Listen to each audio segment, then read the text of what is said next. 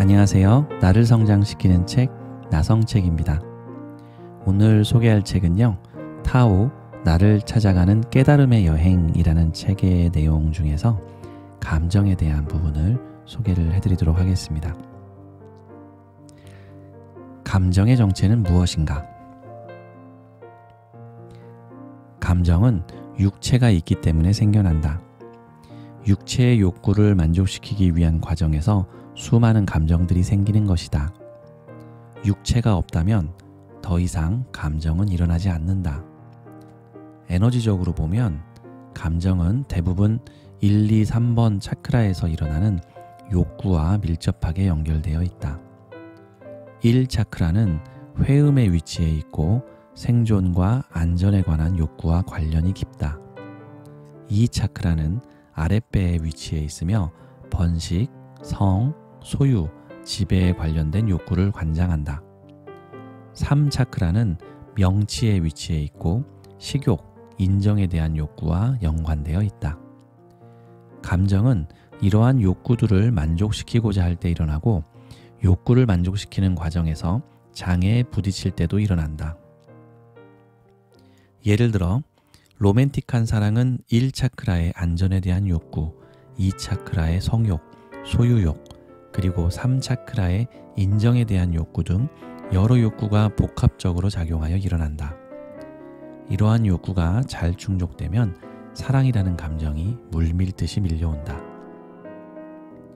그런데 누군가 또는 어떤 무엇이 끼어들어서 그 욕구를 만족시키는 것을 방해하면 분노의 감정이 치밀어 오른다. 그러다 그 사랑이 깨지고 혼자 남게 되면 슬픔과 그리움, 때로는 질투와 미움, 분노의 감정에 휩싸인다. 감정은 우리의 몸과 에너지 시스템에 직접적인 영향을 미친다. 특히 두려움이나 죄의식, 분노, 슬픔과 같은 감정을 지나치게 억제하면 육체적, 정신적 건강에 부정적인 영향을 미치기 쉽다. 현대인의 질병 대부분이 스트레스, 불안, 우울증, 화화 등과 같은 심리적인 요인으로 발생한 시민성 질환이라고 한다.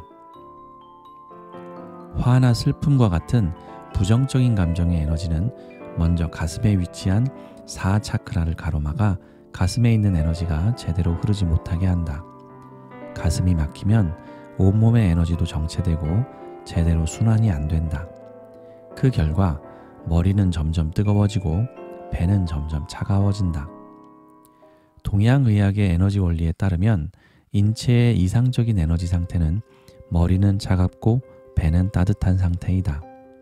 이와 반대로 머리는 뜨겁고 배가 차가운 에너지 현상이 지속되면 두통, 불면증, 소화불량, 우울증, 고혈압, 그 밖에 다양한 시민성 질환에 시달릴 가능성이 매우 크다.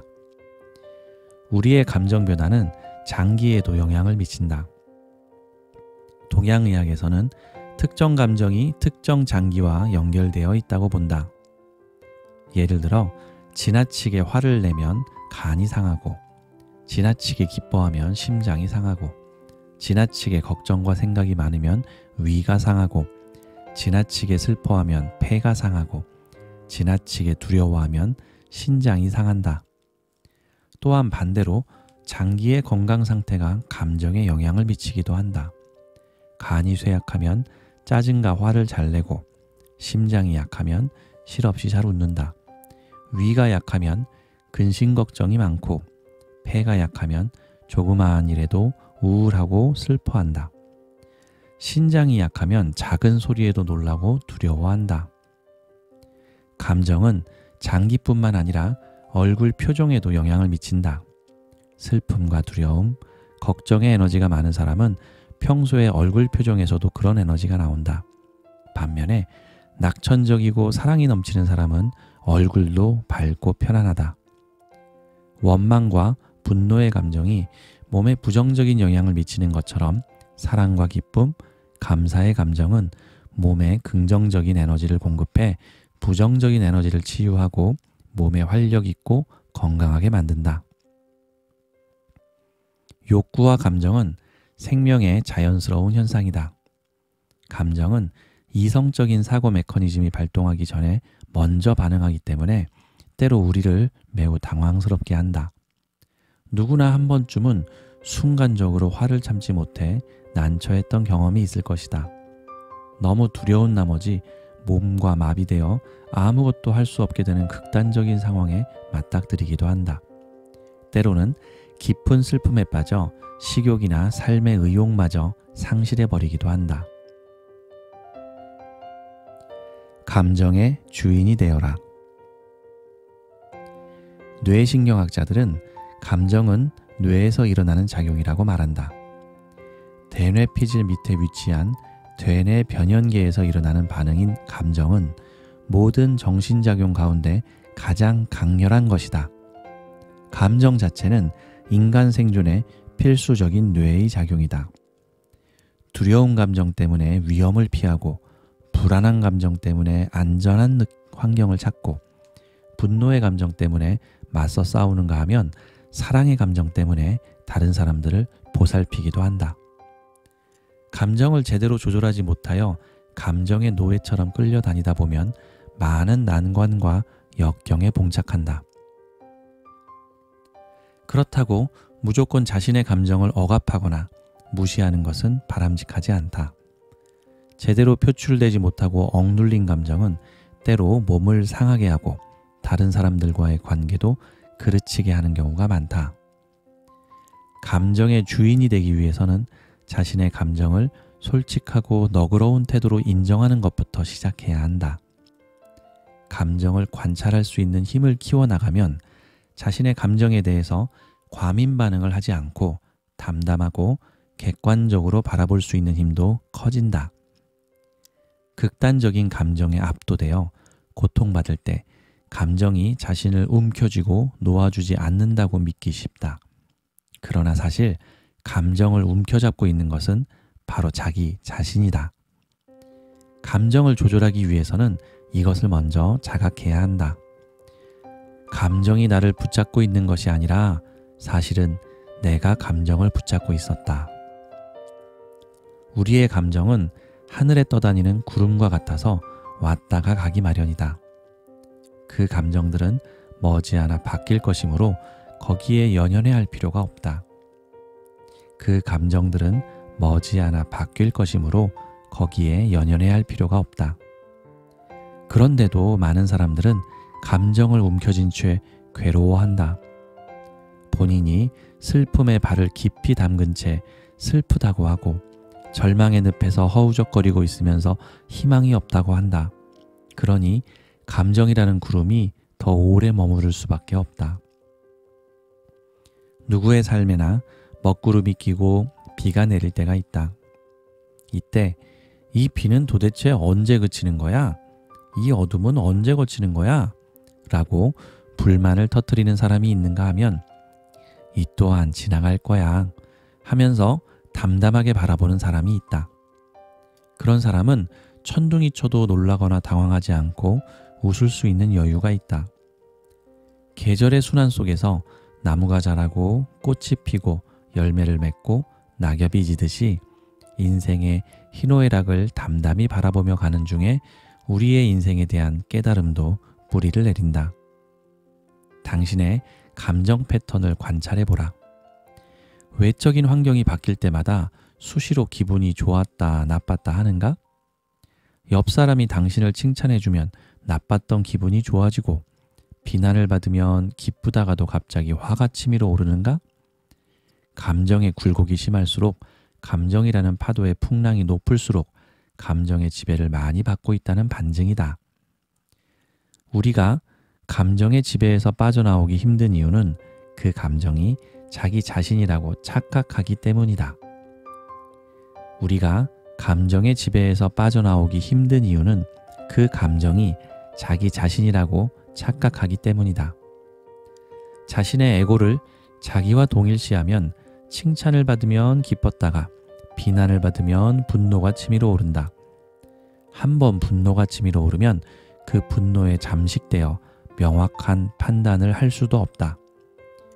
그러나 감정은 내가 아니다. 감정은 내가 아니다. 항상 자신에게 이것을 상기시켜 주어야 한다. 감정은 내가 아니라 내 것이다. 감정은 내 것이기 때문에 내가 관리하고 조절할 수 있다라고. 그렇게 조절하기 위해서는 자기 자신이 감정의 주인이 되어 감정을 다루는 연습을 해야 한다. 예를 들어 분노가 생길 때 감정의 주인은 너는 분노라는 감정이야 라고 감정에게 이야기해 줄 수 있어야 한다. 감정은 마음이라는 바다에 일렁이는 파도와 같다. 파도도 바다에 속하지만 바다 자체는 아니다. 표면에서는 사납게 폭풍을 치는 바다도 그 시면에 깊은 고요를 품고 있듯이 폭풍 같은 감정 너머에 깊고 밝은 마음자리가 있다. 그 마음은 우리가 분노할 때 분노하는 우리를 보고 있고 슬퍼할 때 슬퍼하는 우리를 보고 있다. 그 마음자리를 찾을 때 감정에 끌려다니는 것이 아니라 감정을 바라볼 수 있고 감정의 주인이 될 수 있다. 풍랑이 높아졌다 낮아졌다 하듯이 우리의 감정도 치솟았다 가라앉았다 한다. 그러므로 좋은 일이 생겼다고 해서 너무 기뻐하지 말자. 내려갈 때도 있으니까. 또 슬픈 일이 당신을 찾아왔다고 해서 너무 슬퍼하지도 말자. 올라갈 때도 있으니까. 우리의 삶이 정원과 같다면 감정은 사시사철 철 따라 피어났다 지는 갖가지 꽃들과 같다. 감정은 때로 우리의 삶에 역동과 의미 있는 변화를 가져다주는 아주 매력적인 것이다. 그러나 부정적인 감정에 꼼짝없이 지배당하는 모습은 아름답지가 않다. 감정의 파도에 떠밀려 허우적거리지 말고 서핑하듯 감정을 타며 살아가는 법을 배우라. 서핑을 잘 하려면 중심을 잘 잡는 것이 중요하듯이 영혼이라는 중심에 굳건히 뿌리를 내릴 때라야 감정을 자유자재로 활용할 수 있다. 심해에 앉아서 바람 따라 출렁이는 파도를 구경하듯 당신의 감정을 영혼의 성장을 위한 도구로 활용하라. 당신의 감정을 영혼의 성장을 위한 도구로 활용하라. 감정을 조절하는 법. 감정을 바꾸고 싶다면 무언가 행동을 해서 당신의 환경을 바꾸어 보라. 부정적인 감정은 아무것도 행동하지 않고 망설일 때 당신의 발목을 잡고 더 깊은 수렁 속으로 당신을 끌고 간다. 감정은 내가 아니라 내 것, 이것을 자각하는 순간 그 감정의 힘은 이미 한풀 꺾인다. 그리고 행동을 선택함으로써 감정의 주인이 된다. 화가 날 때는 속을 계속 부글부글 끓이지 말고 장소를 바꾸어 산책을 해보라. 머리 끝까지 올라갔던 화기운이 바람에 날아가고 막혔던 가슴이 열리기 시작할 것이다. 외로움에 빠질 때는 외로움에 젖어 있지 말고 신나는 음악을 틀어놓고 청소를 하든가 한바탕 춤을 춰보라. 가슴 속에서 기쁨의 에너지가 샘솟고 온몸에 생명의 활력이 넘칠 것이다. 왜 행복한지 모르지만 행복해하는 자신을 발견하게 된다. 슬플 때는 재미있는 영화를 한 편 보면서 새로운 정보로 뇌에 자극을 주거나 좋아하는 사람을 만나거나 자신에게 보상을 해줌으로써 자신의 기분을 달래주는 것도 좋다.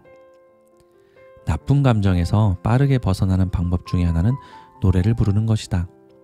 유명한 가수가 부른 히트송도 좋지만 때로는 가사 음정 박자를 맞춰야 하는 것이 스트레스가 될 수도 있겠다. 그렇다면 맞게 불러야 한다는 걱정 없이 목청이나 박자에 관계없이 허밍을 해보라. 아, 예, 라처럼 한음을 타고 허밍을 하다 보면 자신의 에너지장에 자연스럽게 공명이 된다. 자기도 모르게 가슴속의 영혼이 반응을 한다.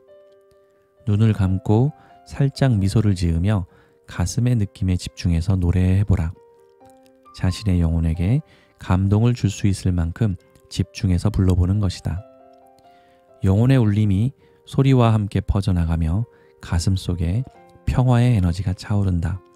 그것은 다른 누가 가져다 준 것이 아니라 스스로 창조한 에너지다. 이렇게 행동을 통해 새로운 감정을 창조하는 것은 마치 새로운 길을 내는 것과 같다. 우리는 습관적으로 오래된 익숙한 패턴을 따라가기 때문에 새로운 길을 내는 것은 시간이 필요하다. 감정 반응의 패턴이 한번 형성이 되면 그 패턴을 바꾸기가 쉽지가 않다. 다르게 반응해 보려고 해도 이미 형성된 길을 따라 감정이 질주를 해버리기 때문이다. 이미 난 길을 없애려고 노력하는 것보다는 새 길, 더 좋은 길을 내면 옛 길은 수풀에 덮여 자연히 사람들의 발길이 끊긴다. 부정적인 감정을 다루는 가장 효과적인 방법은 긍정적인 감정을 창조하는 것이다. 부정적인 감정에 잘 빠지는 사람이라면 긍정적인 감정을 일으키는 일들을 가능한 한 자주 경험하기 위해 노력해야 한다. 외부 자극에 수동적으로 빠져드는 것이 아니라 자기 자신이 스스로에게 긍정적인 정보를 제공함으로써 좋은 감정 반응을 일으키는 것이다. 부정적인 감정은 우리를 영혼과 멀어지게 한다. 이런 감정들은 보통 전체의 선을 추구하기보다는 개인적인 만족을 우선시하기 때문이다. 감정 중에서도 기쁨, 사랑, 감사, 이것은 우리의 영혼과 신성과의 연결에서 자라나는 감정들이다. 기쁨과 사랑과 감사는 평화로 가는 길이기 때문에 모든 인류의 공통적인 바람이다. 하지만 에고의 자기만족을 위해서는 추구하는 기쁨과 사랑과 감사는 부조화를 가져온다. 이러한 감정들이 전체의 선을 통해서 추구되었을 때는 평화를 가져온다. 감정을 조절할 수 있는 힘은 영혼에서 나온다. 영혼의 힘이 약하면 감정의 에너지는 집채만한 파도가 되어 당신을 집어삼킨다. 반면에 영혼의 에너지가 강해지면 감정의 에너지는 손톱만하게 느껴져 아예 싸울 상대조차 되지 않는다. 당신의 삶에서 감정을 제대로 조절하지 못해서 불행한 일들이 일어났다면 그것은 그대 당신의 영혼이 그만큼 약하고 성숙하지 못했기 때문이다. 감정을 지혜롭게 다스리고 활용할 수 있게 되었다는 것은 그만큼 당신의 영혼이 성숙해졌다는 것을 의미한다. 우리의 영혼이 감정을 잘 조절하기 위해서는 영혼과 감정 사이에 바람직한 커뮤니케이션이 이루어져야 한다. 먼저 영혼이 스스로를 감정과 동일시하는 것을 멈추어야 한다. 먼저 영혼이 스스로를 감정과 동일시하는 것을 멈추어야 한다. 즉, 나는 감정이 아니다. 영혼이 감정은 내가 아니라 내 것이다 라고 선언함으로써 감정에 대한 주도권을 잡아야 한다. 그렇게 선언하는 순간 감정은 영혼에게 이렇게 얘기할 것이다. 그동안 너는 내 말을 잘 들었잖아. 우리는 하나였어. 그런데 왜 갑자기 우리가 더 이상 하나가 아니라고 하는 거야? 넌 내 친구야. 그렇지 않니? 감정이 이렇게 얘기하면 영혼은 그 감정에게 또 이렇게 얘기할 수 있어야 한다. 예전에는 그랬지만 이제는 아니야. 너는 감정이고 나는 영혼이야. 너는 내가 아니야. 내 것이야. 나는 너를 관찰하고 조절할 수 있는 힘을 가지고 있어. 이렇게 선언을 해도 처음에는 여전히 감정의 지배에서 자유로워지기가 쉽지 않을 수 있다. 그러나 영혼과 감정 사이에 이러한 대화가 계속되면 영혼이 감정을 이끌 수 있는 힘을 갖게 되고 감정은 영혼에 의해 길들여진다. 영혼이 주인의 자리, 중심 자리를 찾게 되면 감정은 영혼의 성장을 돕는 도우미 역할을 하게 되는 것이다. 영혼이 감정의 주인이 되는 법을 알면 새로운 감정을 스스로 창조할 수 있다는 것을 알게 된다.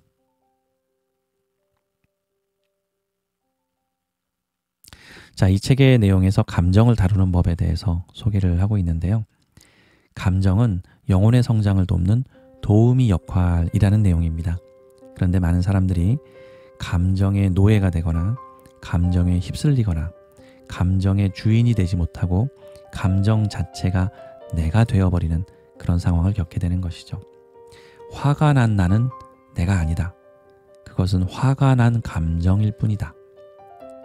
나는 그 감정을 다스릴 수 있는 주인이다.